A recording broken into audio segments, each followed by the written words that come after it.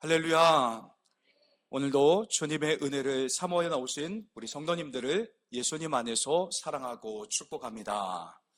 저는 오늘 여러분들과 함께 서로 봉사하라라는 말씀의 제목을 갖고 함께 은혜의 말씀을 나누고자 합니다. 연말이 되면 교회마다 고민들이 있습니다. 어떤 고민이냐면 봉사자들이 지원하는 자들이 많지 않아서 교회마다 난리가 아닙니다. 어떤 교회는 많은 사역들을 감당하느라 더 이상 봉사하기는 여력이 없는 교회가 있습니다. 그런 교회가 또 우리 교회이기도 합니다. 또 크든 작든 간에 다들 연말이 되면 이제 목사님 봉사하는 거 너무 힘든 것 같아요. 내년에는 재해주세요 라고 말하는 분들이 참으로 많이 있습니다. 제가 전에 있던 교회에 다닐 때도 연말만 되면 제가 행정목사로 있었기 때문에 그 일을 하느라 참 많이 애를 먹은 적이 있었습니다. 근데 우리 교회는요, 목사님 안 할 거예요 라고 하시는 분이 없어서 얼마나 감사한 줄 모릅니다. 여러분, 우리가 이렇게 주님의 몸된 교회를 이루면서 서로 이렇게 봉사하며 섬기는 일을 하기 때문에 우리가 이렇게 아름다운 환경에서 함께 예배드릴 수 있음을 감사하시길 바랍니다. 함께 협력하고 봉사하는 그러한 섬김의 자세로 함께 신앙생활 하시는 우리 삼대성결교회 모든 성도님들 다 되시길 예수님의 이름으로 축원합니다. 오늘 본문 말씀을 통해서 봉사의 의미들을 짚어보면서 우리를 향하신 하나님의 계획과 그리고 목적이 무엇인지를 또 하나님의 뜻이 어디에 있는지를 함께 알아가는 시간을 갖고자 합니다. 첫 번째, 봉사의 성경적 의미를 알아보겠습니다. 오늘 본문 10절 말씀을 보겠습니다. 함께 본문 10절 말씀을 읽겠습니다. 각각 은사를 받은 대로 하나님의 여러 가지 은혜를 맡은 선한 청지기 같이 서로 봉사하라. 아멘. 봉사할 때 은혜를 맡은 선한 청지기 같이 봉사하라라고 이렇게 말씀하고 있습니다. 우리는 하나님을 섬기는 봉사 일을 할 때 하나님께 받은 은사가 중요하다라고 생각을 합니다. 그런데 오늘 본문의 말씀을 보니까 은사보다도 하나님의 은혜를 더 우선순위에 두고 있음을 발견할 수 있습니다. 그러니까 오늘 본문 말씀에서 은사보다도 하나님의 은혜가 더 우선순위에 있기 때문에 교회 봉사할 때 우리가 은사대로 하는 것이 아니라, 물론 은사대로 하는 것도 중요하지만 하나님께 받은 그 은혜가 감사해서 마음을 표현하는 것이 바로 봉사이고 하나님께서 영광 받으시는 그런 일이라는 것을 믿으시기 바랍니다. 성도들에게 교회 사역에 동참해달라고 요청할 때 흔히 이런 대답을 합니다. 목사님, 이것은 제 은사가 아니에요. 그리고 저는 은사를 받지 못했기 때문에 이런 일을 할 수 없습니다 라고 대답하는 분들이 종종 있습니다. 봉사하는 일은 특별한 은사를 받은 사람만 하는 것이 아니라 하나님의 은혜를 받은 모든 자들이 감사함으로 섬겨야 할 의무가 있는 것입니다. 여러분, 우리가 교회의 공동체는요, 몸의 비유를 합니다. 예수님이 머리가 되시고, 그리고 우리는 각 지체로서 몸의 일부분이 됩니다. 어떤 사람은 손이 되기도 하고, 어떤 사람은 목이 되기도 하고, 또 가슴, 또 장기, 그리고 다리, 그리고 허리, 그런 일들을 각각이 다 이렇게 제 역할을 감당할 때 그런 교회가 건강한 교회가 될 수 있습니다. 그런데 하나라도 몸이 말을 듣지 않으면 어떻게 될까요? 그것은 장애인이 되고 마는 것입니다. 교회로서의 역할을 제대로 감당할 수가 없게 되는 것입니다. 주님의 몸된 교회다운 교회가 되기 위해서는 서로를 위해서 봉사하고 섬기는 자세가 필요한 것입니다. 고린도전서 12장 4절로 6절 말씀을 함께 보도록 하겠습니다. 함께 읽겠습니다. 은사는 여러 가지나 성령은 같고 직분은 여러 가지나 주는 같으며 또 사역은 여러 가지나 모든 것을 모든 사람 가운데서 이루시는 하나님은 같으니. 아멘. 이렇게 바울이 말하는 것은 은사는 각각 다를 수 있지만 모든 은사는 하나님의 은혜로부터 시작된다는 것을 말씀하고 있습니다. 그 하나님의 은혜는 십자가의 은혜, 성령의 은혜, 주님이 주시는 놀라운 은혜들로 가득합니다. 지금까지 우리는요, 은사나 또 봉사를 교회 사역으로만 제한시키려고 하는 그런 생각을 갖고 있습니다. 그러나 성경적인 봉사는요, 특별한 은사를 받은 사람들 뿐만 아니라 하나님의 은혜를 받은 모든 사람들이 해야 하는 일이라고 성경은 우리에게 말씀하고 있습니다. 그래서 사도 바울은 이렇게 말했습니다. 갈라디아서 6장 10절 말씀을 함께 소리내서 읽겠습니다. 그러므로 우리는 기회 있는 대로 모든 이에게 착한 일을 하되 더욱 믿음의 가정들에게 할지니라. 아멘. 호의를 베푸는 이 착한 일을 믿음의 가정인 교회 공동체뿐만 아니라 우리 삼내성결교회뿐만 아니라 거기에 머물지 말고 모든 이에게 하라고 합니다. 물론 교회의 성도들을 위해서 더 힘써 봉사하라고 말씀하고 있긴 하지만 또 더불어서 모든 이에게 봉사할 것을, 착한 일을 해야 한다라고 성경은 우리에게 말씀하고 있습니다. 하나님의 은혜를 받은 자는요, 교회뿐만 아니라 세상 모든 사람들에게 착한 일을 하고 섬겨야 하는 것입니다. 베드로전서 2장 12절 말씀을 함께 읽어보겠습니다. 너희가 이방인 중에서 행실을 선하게 가져 너희를 비방하는 자들로 하여금 너희 선한 일을 보고 오시는 날에 하나님께 영광을 돌리게 하려 함이라. 아멘. 베드로는요, 봉사하는 선한 일을 할 때 이방인까지도 그렇게 섬겨야 한다고 그렇게 말씀을 했습니다. 여러분, 그 당시 베드로 사도가 먼저 복음을 전한 지역은 유대 그리스도인들에게 전했습니다. 유대 지역에 전했고 사마리아와 예루살렘과 유대와 그리고 사마리아와 땅끝까지 이르러 내 증인이 되리라고 말씀하셨기 때문에 예수님의 명령을 따라서 유대 지역을 중심으로 복음을 전했고 그 다음에 이제 좀 더 나가서 사마리아 땅, 좀 더 나가서 이제 이방인까지도 복음을 증거했습니다. 그래서 이 봉사의 범위가 교회 안으로만 머무는 것이 아니라 계속 세상을 향하여 세계 선교까지도 나가야 한다는 것을 말씀하고 있습니다. 또 마태복음 5장 16절 말씀을 함께 보겠습니다. 시작. 이같이 너희 빛이 사람 앞에 비치게 하여 그들로 너희 착한 행실을 보고 하늘에 계신 너희 아버지께 영광을 돌리게 하라. 아멘. 이렇게 예수님은 사람들을 위해서 봉사하고 섬기는 일이 하나님 아버지께 영광 올려드리는 일이라고 말씀하셨습니다. 이렇게 봉사하고 섬기는 일은요, 교회 안에서만 머물러서는 안 된다라고 성경은 우리에게 말씀하고 있습니다. 그리스도인들이 가장 많이 사용하는 말 중에 하나가 은혜로운 설교를 듣고 목사님 은혜 많이 받았습니다 라고 이렇게 말을 합니다. 매주 은혜를 받는 것도 중요하지만 이제 우리가 받았던 이 은혜들을 우리를 통해서 흘러갈 수 있도록 행동으로 옮겨야 하는 것입니다. 여러분, 봉사는 어렵지 않습니다. 자신이 받은 그 은혜를 삶 속에서 드러내는 것입니다. 내가 받은 은혜를 갖다가 감동을 갖다가 나누고 간증하면 되는 것이고, 그리고 또 내가 만약 물질이 다른 사람보다 더 많이 있으면 그 물질을 흘려보내면 되는 것입니다. 자신이 받은 은혜를 삶 속에서 그냥 드러내고 나타내면 되는 것입니다. 받은 은혜를 여러 모양으로 나타내는 그 청지기적인 삶이 바로 봉사의 삶입니다. 두 번째요. 하나님께서 은혜를 주신 이유도 봉사하기 위해서였습니다. 하나님께서 은혜의 선물인 은사를 주신 이유는 주님의 손과 발이 되어서 섬기기 위해서인 것입니다. 오늘 본문 10절 말씀을 함께 다시 읽어보겠습니다. 각각 은사를 받은 대로 하나님의 여러 가지 은혜를 맡은 선한 청지기 같이 서로 봉사하라. 아멘.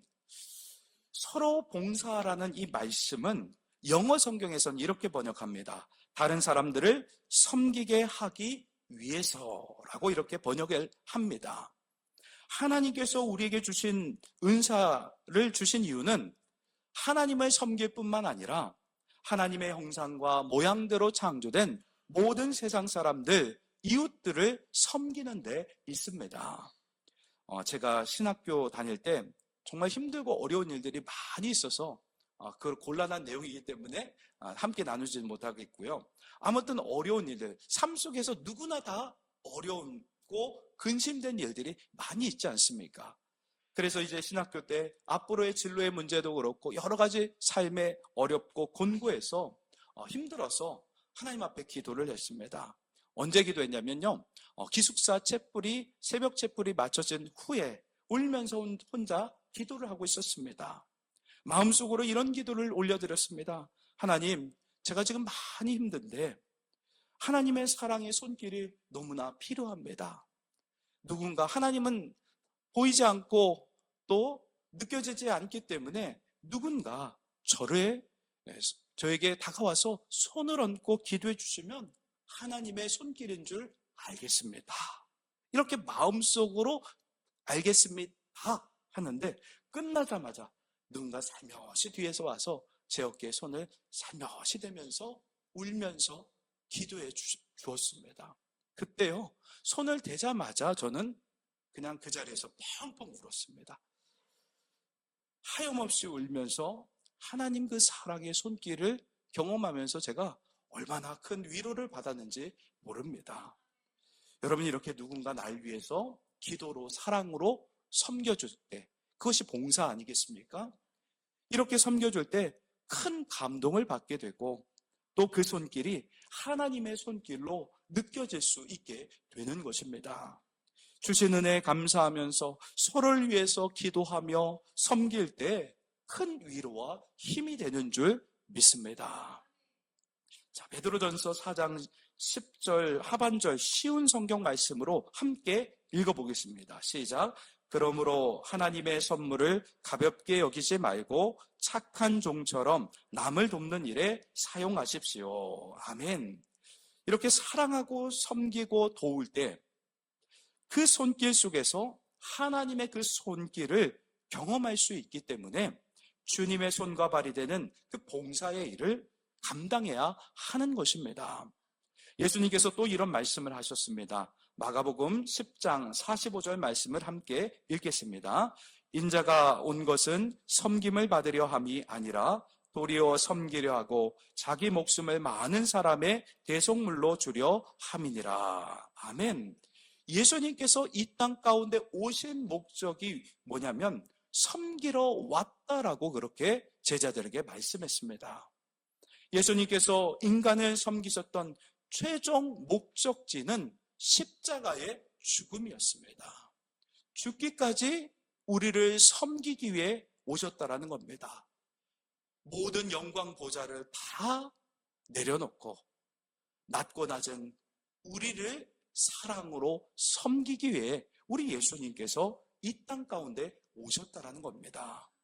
왕이신 높으신 하나님께서 낮고 낮은 피조물에 불과한 피조물의 형상과 모양대로 인간의 몸을 입고 이 땅 가운데 찾아오셨는데, 그래서 오셔서 가장 낮은 곳에 오셔서 말구 위에 오셔서 그 말구유는 어떤 말구유입니까?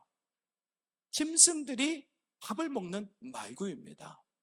그 말구유, 짐승보다 못한 사람을 살리고 섬기기 위해서 우리 예수님이 이 땅 가운데 오신 줄 믿습니다. 예수님께서 인간을 섬기셨던 최종 목적지가 바로 십자가의 죽음이었습니다.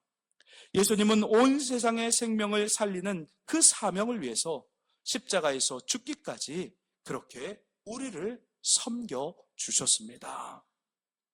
예수님께서 제자들의 발을 손수 씻기시면서 이런 말씀을 하셨습니다. 요한복음 13장 14절로 15절 말씀을 한 목소리로 함께 읽겠습니다. 내가 주와 또는 선생이 되어 너희 발을 씻었으니 너희도 서로 발을 씻어주는 것이 옳으니라. 내가 너희에게 행한 것 같이 너희도 행하게 하려 하여 본을 보였노라. 아멘. 예수님은 이렇게 섬김의 본을 말로만 한 것이 아니라 행동으로 옮기시며 그 본을 보여주셨습니다. 예수님이 이 땅에 오신 목적이 섬기기 위해서 오셨기에 이런 말씀을 하셨습니다. 마지막 그 유월절 만찬 십자가를 지시기 전 바로 그때 제자들에게 말씀하고 있습니다. 누가복음 22장 27절 말씀입니다. 함께 읽겠습니다. 앉아서 먹는 자가 크냐 섬기는 자가 크냐 앉아서 먹는 자가 아니냐 그러나 나는 섬기는 자로 너희 중에 있노라. 아멘. 예수님의 삶이 모두가 다 섬기는 삶으로 그렇게 살아가셨던 겁니다. 우리가 예수님처럼 섬기는 삶을 살아간다면 놀라운 변화들이 일어납니다. 누군가 이렇게 힘들고 어려울 때 손을 얹어서 기도해주고 같이 울어주고 섬겨줄 때 굉장한 힘과 능력과 위로를 받게 됩니다. 세상에서는요, 돈 주고 섬김을 받을 때 크고 으뜸이 됩니다. 그렇지 않습니까? 어디를 갈 때 식당에 가서 고급 식당에 가서 돈을 주면 서빙하는 사람들이 얼마나 극진히 대접을 해줍니까? 그러면 우리는 어떻습니까? 그런 데 가면 굉장히 내가 좀 높아진 것 같고 그런 마음이 듭니다. 그러나 성경은 크고자 하는 자, 높아지고자 하는 자들은 섬기는 자가 되어야 되고 으뜸이 되고자 하는 자는 종이 되어야 한다라고 주님께서 말씀해 주셨습니다. 여러분, 진정한 행복은요, 예수님의 마음을 닮아가는 것이 진정한 행복입니다. 예수님께서 이 땅에 오셔서 철저히 우리를 사랑으로 섬겨주셨습니다.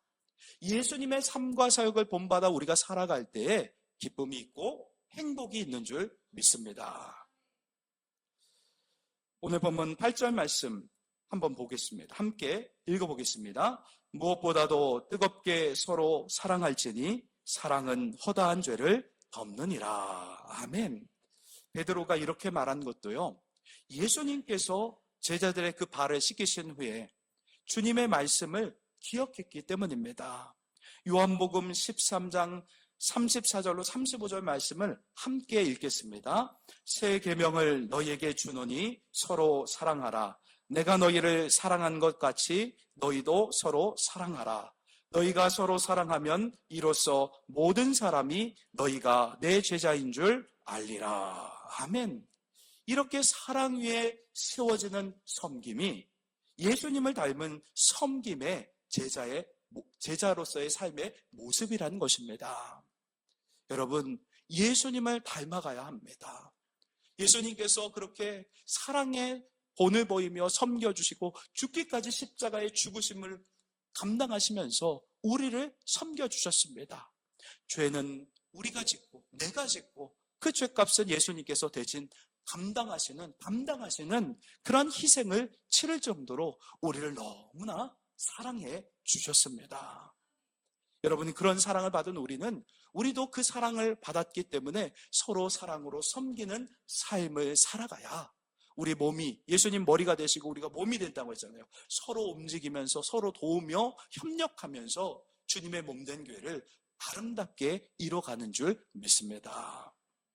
마지막으로 봉사는 어떻게 해야 할까요?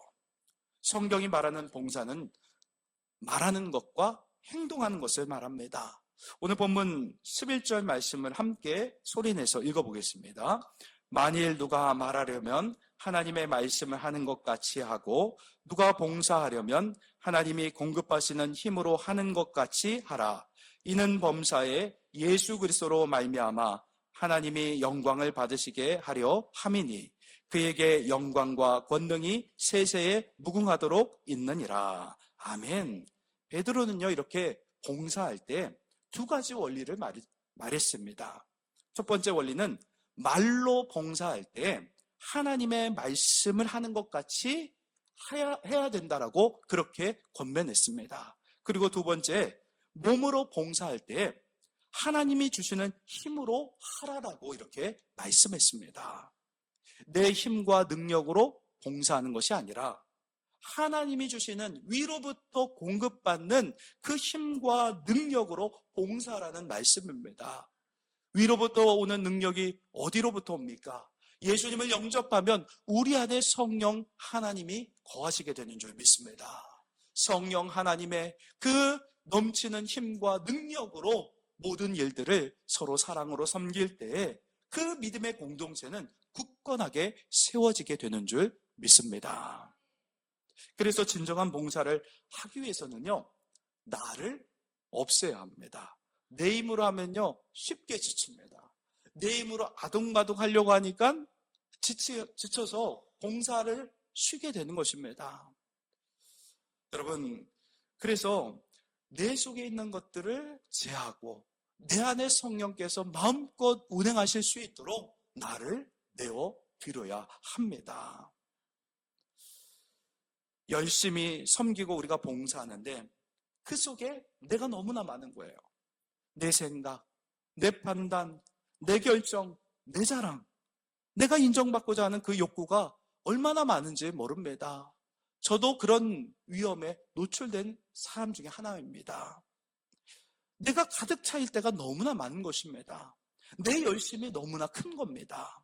그래서 봉사하다 보면 하나님을 드러내기보다는 내가 드러날 때가 더 많을 때가 있는 것을 보게 됩니다.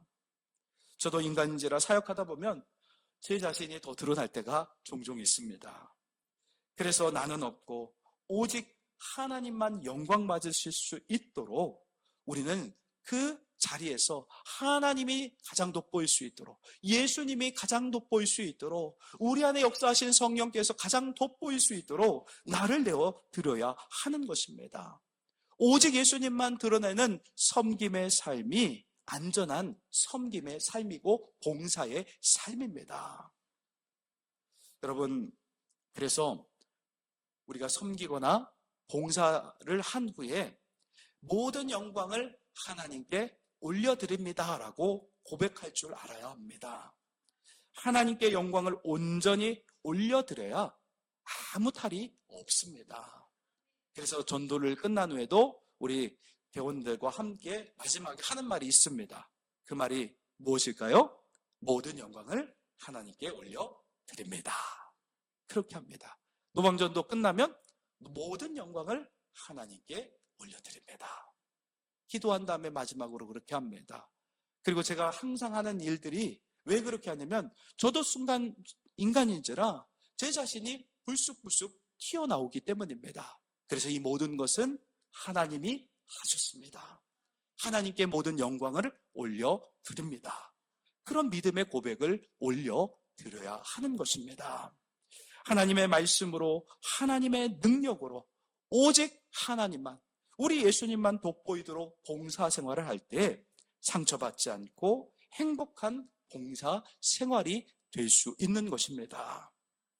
찬송가 가사처럼요, 이름 없이 빛도 없이 감사하며 섬기리다.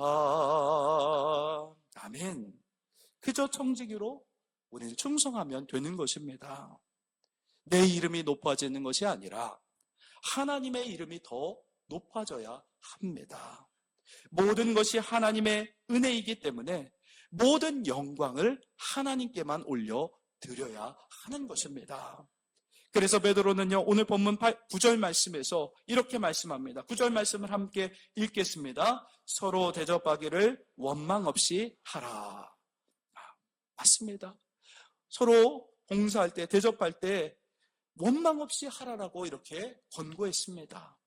여러분, 이렇게 원망 없이 하기 위해서는 오직 하나님께만 영광이 되는 삶을 살아야 하는 것입니다.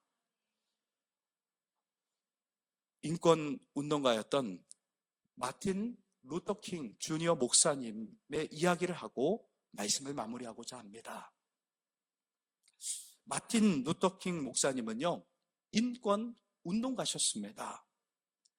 이분이 참 위대한 것은 뭐냐면 정말 힘들고 어렵고 그렇게 소외받은 그 사람들을 인권을 위해서 무던히 애쓰고 노력을 했습니다.